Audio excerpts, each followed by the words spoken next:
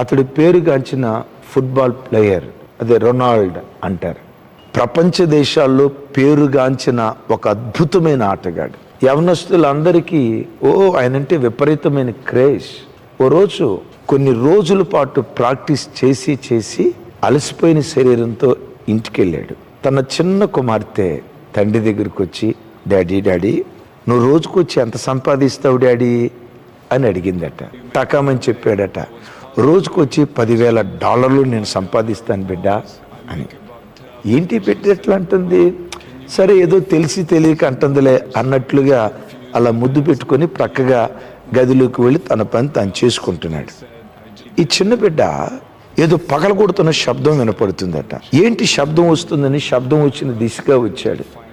ఆ చిన్న బిడ్డ తాను దాచిపెట్టుకున్న డబ్బులు ఆ కిడ్నీ బ్యాంక్ పగలగొట్టి డబ్బులు లెక్క పెడుతుందట. ఇతనికి అర్థం కాల. ఆ లెక్క పెట్టే పరంపరలో మొత్తానికి ఆ కిడ్నీ బ్యాంకులో $5,000 ఉంటే వెంటనే ఎగిరి గంతులేసి, డాడీ ఇదిగో $5,000 డాడీ, ఎందుకు బేట నాకు ఇస్తున్నావు? $5,000 ఎందుకు? ఒక హాఫ్ డే నాతో గడపవా? రోజుకొచ్చి నువ్వు $10,000 సంపాదిస్తానన్నావు కదా, సరే ఒక్క $5,000 ఇస్తా డాడీ నీకు, ఈ హాఫ్ డే మాతో గడపవా? ఆ మాట విని తండ్రి గుండె పగిలిపోయింది.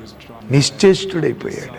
నా బిడ్డ నా దగ్గర నుంచి కోరుకునేది తుప్పు పట్టే వెండి బంగారాలు కాదు, కానీ తుప్పు పట్టే వెండి బంగారాల కంటే నా ప్రేమను నా బిడ్డ కోరుకుంటుంది. ఆ తండ్రి ప్రేమను పొందాలని, ఆ తండ్రి ఆప్యాయతను పొందాలని నా బిడ్డ తహతహలాడుతుందని నిశ్చేష్టుడే అక్కడికక్కడే కుప్పలా కూలిపోయి బిడ్డను కౌగిలించుకొని వెక్కి వెక్కి ఆడవటం ప్రారంభించి ఆ దినం నుండి ఆటే, పిల్లలు పిల్లలే, భార్యే, ఎవరికి ఇవ్వవలసిన సమయం వారికి ఇస్తూ ఓ మంచి భర్తగా, ఓ మంచి తండ్రిగా ఆ బిడ్డ దేవుని చేత దీవించబడ్డాడు. తమ్ముడు చెల్లి, కుటుంబ సభ్యులకు ప్రేమను పంచండి, దగ్గర కూర్చోబెట్టుకుని ఆప్యాయంగా మాట్లాడండి, ప్రతిరోజు కలిసి భోజనం చేయండి, ప్రతిరోజు సాయంత్రం కుటుంబ ప్రార్థన చేయండి.